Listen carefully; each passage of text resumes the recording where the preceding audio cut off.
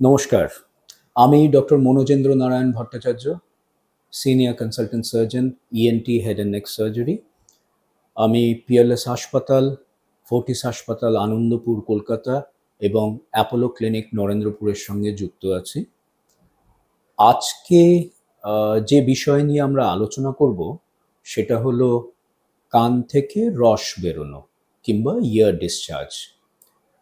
কান থেকে রস বেরোনো এমনই একটা জিনিস যেটাকে হয়তো আমরা খুব একটা গুরুত্ব দিই না, কিন্তু আজকের আলোচনার জন্য এই বিষয়টাকে রাখার প্রধান উদ্দেশ্য হলো যে ইয়ার ডিসচার্জ খুব ছোটোখাটো একটি জিনিস থেকেও হতে পারে, কিংবা ভেতরে হয়তো কিছু গুরুতর কোনো কন্ডিশন হয়ে আছে সেখান থেকেও কিন্তু হতে পারে।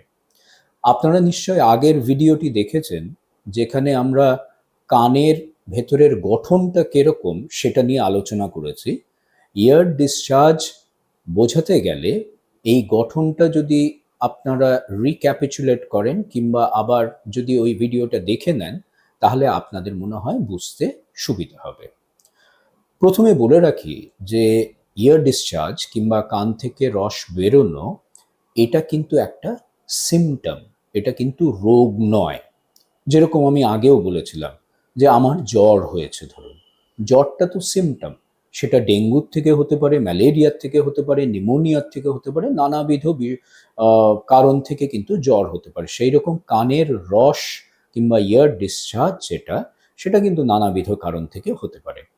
কানের রসকে আমি বলে থাকি কানের ক্রন্দন বা কিংবা the Cry of the years.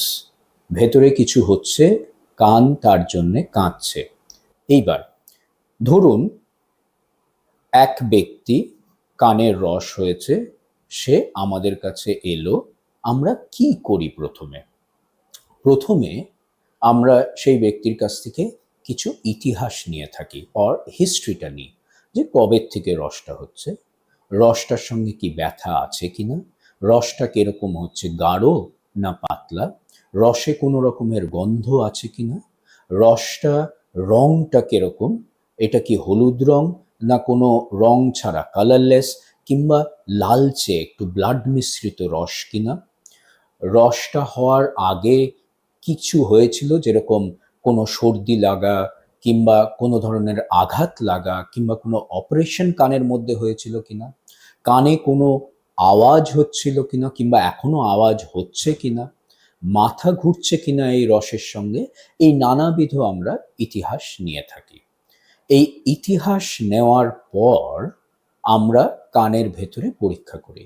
এই পরীক্ষাটা যখন আমরা করি, আমাদের আউটডোরে মাইক্রোস্কোপ থাকে কিংবা অণুবীক্ষণ যন্ত্র থাকে। এটা কিন্তু ক্লাস 11-12 কিংবা গ্র্যাজুয়েশন করার সময় যে অণুবীক্ষণ যন্ত্র দিয়ে নিয়ে আমরা দেখি ল্যাবরেটরিতে, ঠিক সেরকম নয়। কাজটা একই, ছোট জিনিসকে বড় দেখানো, কিন্তু এগুলো বড় বড় অপারেটিং মাইক্রোস্কোপ বলা হয়, সেগুলো আমাদের আউটডোরেও থাকে। সেই অণুবীক্ষণ যন্ত্র দিয়ে কানের ভেতরটা আমরা দেখি। যদি রস কিংবা এইরকম কিছু জিনিস থাকে, ময়লা এগুলো থাকে, তাহলে সেগুলোকে আগে পরিষ্কার করে নিয়ে আমরা বোঝার চেষ্টা করি কানের মধ্যে হয়েছেটা কি। তাহলে আমরা প্রথমে ইতিহাস নিলাম, তারপরে আমরা কানের ভেতরটা পরীক্ষা করে দেখলাম। দেখার পরে আমরা শোনার কি অবস্থা কিংবা শ্রবণের কি অবস্থা সেটাও আমরা দেখে নিই, কারণ এই সমস্ত রোগের যার থেকে রস বেরোচ্ছে তার সঙ্গে শ্রবণের একটা কিন্তু সম্পর্ক আছে। এগুলো করার পরে যদি আমরা জেনে যাই যে এটা কিসের থেকে হচ্ছে, তাহলে পরে আমরা সেই মতন চিকিৎসার প্ল্যানিং আমরা করি।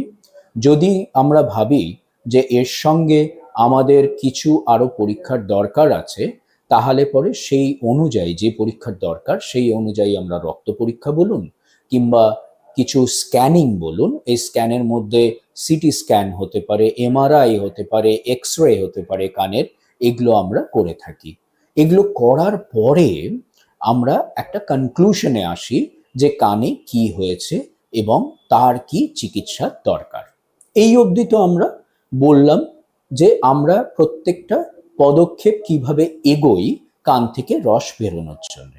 চিকিৎসার ব্যাপারটাতে যাওয়ার আগে আপনাদের দুটো কথা একটু বলে রাখি যে কান থেকে রস বেরোয় কেন, তাহলে পরে আপনাদের বুঝতে সুবিধা হবে যে কি কি কন্ডিশনে আমরা কি কি প্ল্যানিং করি চিকিৎসার জন্য। আবার আমরা ওই মডেলটাতে ফিরে যাই, যে মডেলটা আমরা আগের বার দেখেছিলাম। কানে হতে পারে যে এই যে সুড়ঙ্গটা আছে সেটাতে কোনো একটা ইনফেকশন হয়েছে, সেই ইনফেকশনটা অনেক সময় হয় কান পরিষ্কারের জন্য, ওখান থেকে খোঁচা লাগতে পারে, সেখান থেকে ইনফেকশন হতে পারে, কিংবা কানের মধ্যে খালি জল ঢুকলো, এই জলের থেকে ছত্রাক হতে পারে, ফাঙ্গাল ইনফেকশন হতে পারে, সেইটার জন্য কানে প্রচন্ড ব্যথা হলো, কান থেকে রস বেরোনো আরম্ভ হলো। এটার জন্য নানাবিধ অ্যান্টিবায়োটিক্স আছে। ছত্রাক যদি হয় সেটার জন্য ছত্রাকের কিছু ওষুধপত্র আছে, ড্রপস আছে, খাওয়ার ট্যাবলেট আছে, ব্যথার ওষুধ আছে, এই সবগুলো দিলে পরে এই জিনিসটা ঠিক হয়ে যায়। যদি কানের পর্দায় ফুটো হয় তাহলে প্রথমে আমরা ওই ইনফেকশন যেটা হচ্ছে, যার জন্য ফুটোর মধ্যে দিয়ে রসটা বেরোচ্ছে, ওটাকে কন্ট্রোল করার জন্য কিছু ওষুধপত্র দিয়ে থাকি। একবার ইনফেকশনটা কন্ট্রোল হলে, ড্রাই ফুটোটা হয়ে গেলে, শুকিয়ে গেলে ওই ইনফেকশনটা, তারপরে কিন্তু আমাদের সার্জারির প্ল্যান করতে হয়। কারণ কানের পর্দায় ফুটো থাকলে দুটো জিনিস হয়। এক হচ্ছে হলো ভেতর কর্ণ যেটা আছে, যেটা কিনা ব্রেনেরও অঙ্গ, তার সঙ্গে ডিরেক্ট কানেকশন হয়ে যায় বাহির জগতে, এবং এই ইনফেকশনটা যদি বারবার হতে থাকে, একটা বিরাট চান্স থাকে যে এই ইনফেকশনটা যে কোনো সময় কানের আশপাশে যে ইম্পর্টেন্ট স্ট্রাকচারস গুলো আছে, যেরকম কানের ঠিক উপরে আছে ব্রেনটা, কানের পেছনে আছে সিগময়েড সাইনাস বলে একটা বড় ধমনী, যে কিনা ব্রেন থেকে রক্ত নিয়ে নিচে হার্টের দিকে আসছে। কানের মধ্যে দিয়ে একটা নার্ভ গেছে যেটাকে বলা হয় ফেসিয়াল নার্ভ, যেটা কোনোভাবে যদি আক্রান্ত হয় তাহলে সেই দিকের মুখটা বেঁকে যায়। এরকম নানাবিধ আমাদের ইম্পর্টেন্ট স্ট্রাকচারস আছে কানের চারপাশে। এই স্ট্রাকচারস গুলোকেও কিন্তু এই ইনফেকশনটা যদি একবার ধরে নেয় তাহলে সেগুলোর কিন্তু বেশ ভালো রকমের ক্ষতি হতে পারে, কিংবা সেই পেশেন্টকে কিন্তু আইসিইউ আইটিইউতে গিয়ে নিয়েও ভর্তি হতে পারে যদি মেনিনজাইটিস হয়ে যায়, এনকেফেলাইটিস হয়ে যায়। তো যাই হোক, আমরা এই ইনফেকশনটা কন্ট্রোল করার পর কানের পর্দাটাকে অপারেশন করে জুড়ে দিই। আর একটা জিনিস, পর্দায় যদি ফুটো থাকে তাহলে কিন্তু শোনাটাও কিছুটা কমে যায়। এই অপারেশনটা করলে পরে শোনাটাও তাহলে ইমপ্রুভ করে যায়। এবার হয় কানের পর্দায় ফুটো হয়তো আছে এবং সেই কোষগুলো ভেতরে ঢুকতে থেকে একটা টিউমারের মতন জিনিস করে, যেটাকে বলা হয় কোলেস্টিয়াটোমা। টিউমার কথাটা এই জন্য বললাম, এটা ক্যান্সার নয়, কিন্তু এর থেকে এক ধরনের এনজাইমস বেরোয় এবং এটা আশপাশের যা আছে সেগুলোকে গলিয়ে এটার বৃদ্ধি পেতে থাকে আয়তনে। তার মানে কি, কোলেস্টিয়াটোমা ভেতরে ঢুকতে থাকে, হাড় খেতে থাকে, সবকিছু ধ্বংস করতে থাকে, করে ভেতরে ঢুকতে থাকে। এইটা কিন্তু খুব ডেঞ্জারাস। এটাকে অপারেট করে না বার করলে আবার ওই এক কথা, আশপাশের যে বড় বড় জিনিসগুলো আছে, যে ইম্পর্টেন্ট স্ট্রাকচারস গুলো আছে, সেটাকে কিন্তু ধ্বংস করে দিতে থাকে। এর পরে যেটা হতে পারে, যার জন্য রস বেরোতে পারে, কানের মধ্যে কিন্তু এক ধরনের ধমনী টিউমারও হতে পারে, যেটাকে বলা হয় গ্লোমাস টিউমার। গ্লোমাস টিম্প্যানিকাম, গ্লোমাস জুগুলারি, এগুলো নানাবিধ ভাগ আছে। এই গ্লোমাস টিউমার হলেও কিন্তু বেশ, এটাও কিন্তু একটা সিরিয়াস রোগ। এই গ্লোমাস টিউমার হলেও কিন্তু সেখান থেকে রস বেরোতে পারে। এই রসটা কিন্তু একটু লালচে হয়, রক্ত মিশ্রিত হয়, বিকজ এইটা হলো একটি ধমনী টিউমার। তো এই গ্লোমাসও যদি হয়, সেটার জন্য ইমিডিয়েট কিছু স্পেশাল স্ক্যান করতে হয়, কত দূর অব্দি ওটা এগিয়েছে সেটা দেখতে হয়, দেখে নিয়ে আমরা কিন্তু অপারেশনের দিকেই আমাদের যেতে হয়। তো আমরা কি দেখলাম, আর তারপরে তো আমাদের আছে ক্যান্সার যদি হয়। হ্যাঁ, কানেও ক্যান্সার হয়, শরীরে যে কোনো জায়গায় ক্যান্সার হতে পারে, কানেও যদি ক্যান্সার হয়, সেই ক্যান্সার কত দূর অবধি ছড়িয়েছে তার উপরে ডিপেন্ড করে যে আমরা কতটা সার্জারি করে নিয়ে এটাকে বাদ দেব এবং তারপরে রেডিওথেরাপি কিংবা কেমোথেরাপি লাগবে কিনা। তাহলে আমরা যেটা বুঝলাম যে কানের রস বেরোনো নানাবিধ কারণ থেকে হতে পারে। যেরকম ছোটখাটো ইনফেকশন থেকেও হতে পারে, যে ইনফেকশন শুধুমাত্র ওষুধ দিলে পরে ঠিক হয়ে যাবে, তা না হয়ে কানের পর্দা ফুটো এবং বারবার সেইটার থেকে ইনফেকশন, সেটাও হতে পারে। কোলেস্টিয়াটোমার মতন জিনিসও হতে পারে, কানে কিন্তু ক্যান্সারও হতে পারে, আবার গ্লোমাস জুগুলারির মতন টিউমারও হতে পারে।